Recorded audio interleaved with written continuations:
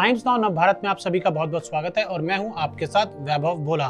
तो ऑस्ट्रेलिया ने high voltage मुकाबले में T20 वर्ल्ड कप 2021 के हाई वोल्टेज मुकाबले में न्यूजीलैंड को मात देकर पहली बार T20 वर्ल्ड कप की ट्रॉफी जीती है और इसी के साथ अब क्रिकेट के सबसे छोटे फॉर्मेट में हो गया है ऑस्ट्रेलिया की बादशाहत का आगाज। तो ऑस्ट्रेलिया ने खिताब जीता और इस खिताब में जो series man of the series बने वो थे डेविड वार्नर। जी हाँ, बिल्कुल। अगर डेविड वार्नर की हम बात करें कुछ 1-1.5 महीने पहले की अगर हम बात करें तो डेविड वार्नर के साथ ऐसा कुछ हुआ था कि शायद ही कभी किसी ने एक्सपेक्ट किया हो कि डेविड वार्नर जब T20 वर्ल्ड कप 2021 खत्म होगा तो उसमें मैन ऑफ द सीरीज का खिताब डेविड वार्नर को मिलेगा। और इन्हीं सब मुद्दों पर डेविड वार्नर की जो वाइफ है कैंडिस वार्नर, उन्होंने भी टारगेट किया है किसको? सनराइजर्स हैदराबाद को। आईपीएल की वो फ्रेंचाइजी जिन्होंने सनराइजर्स हैदराबाद की कप्तानी से पहले डेविड वार्नर को हटाया और फिर उसके बाद जब सेकंड लेग हुआ तो वहां पर भी डेविड वार्नर को टीम से ही निकाल दिया गया और जिसके बाद खबरें ये आई कि सनराइजर्स हैदराबाद डेविड वार्नर को रिटेन नहीं करेगा। अब डेविड वार्नर एक नई फ्रेंचाइजी की तरफ करेंगे अपना रुख।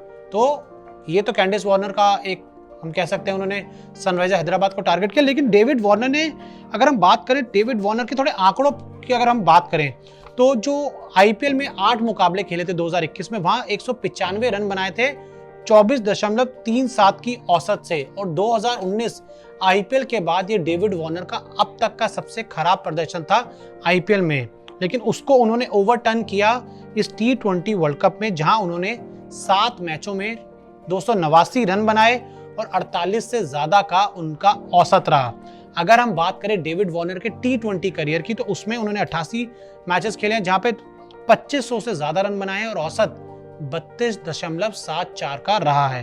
तो वहीं T20 के अगर करियर की हम बात करें T20 वर्ल्ड कप के इतिहास की तो वहां पे डेविड वार्नर ने 30 मैचों में 772 रन बनाए जिसमें उनका औसत 27 से कुछ ज्यादा रहा है। तो अगर हम बात करें डेविड वार्नर की तो हमेशा से कहा जाता है या माना जाता है कि ऑस्ट्रेलिया के एक बड़े मैच के बहुत बड़े खिलाड़ी हैं और डेविड वार्नर पिछले काफी सालों में हमने उनके बिहेवियर में भी बदलाव देखा। इससे पहले हमेशा जो मैदान पर काफी ज्यादा एग्रेसिव रहते थे, काफी जोश में रहते थे और कई बार हमने उनके मैदान पर दूसरे खिलाड़ियों के साथ लड़ाई भी होती हुई देखी। लेकिन पिछले 3-4 सालों में जब से वो सैंड पेपर वाला इंसिडेंट हुआ, डेविड वार्नर और स्टीवन स्मिथ को बैन किया गया, तब से लेके अब तक एक नए डेविड वार्नर हमें दिखाई देते हैं जो बिल्कुल मैदान पर ना किसी से लड़ाई करते हैं, ना किसी से बहस करते हैं, बस अपने काम पर ध्यान रखते हैं और जो काम उनका क्या है, रन बनाना।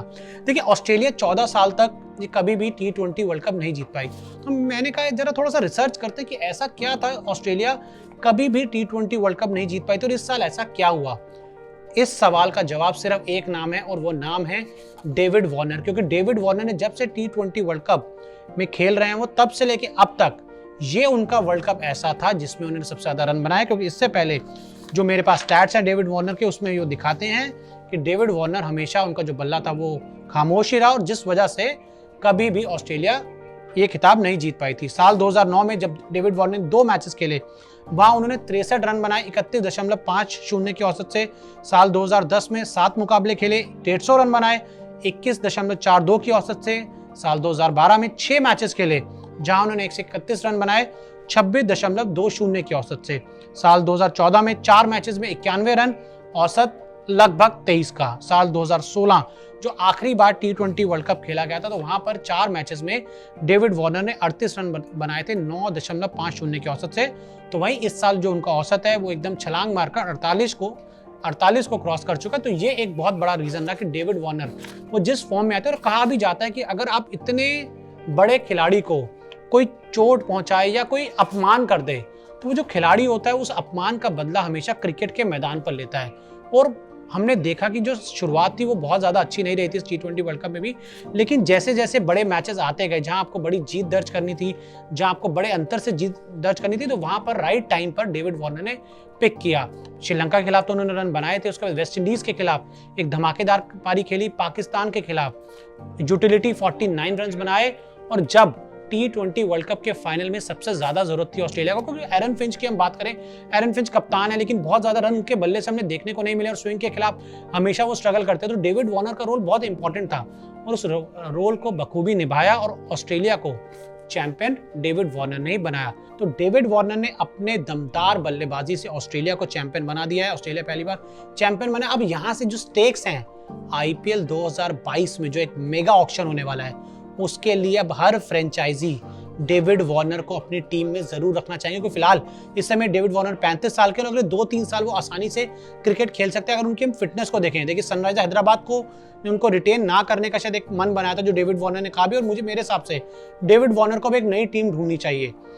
आरसीबी में भी इस समय कप्तान की एक कमी है, उनको एक कप्तान चाहिए। 2 नई आईपीएल की टीम आई है, खबरें ये भी है कि पंजाब किंग्स से केएल राहुल जाने वाले हैं। तो 3-4 ऐसी टीम्स जगह बन रही है जहां पर कप्तान की जरूरत है, एक अच्छे बल्लेबाज की जरूरत है, एक आइकन प्लेयर की जरूरत है, और इन सभी चीजों को डेविड वार्नर पूरी तरीके से खरे उतरते हैं। और जिस फॉर्म में वो अभी हैं, जरूर उसको वो आगे कैरी करना चाहेंगे। और हमने हमेशा देखा है कि डेविड वार्नर को जिम्मेदारी लेना, रिस्पॉन्सिबिलिटी लेना बहुत पसंद है।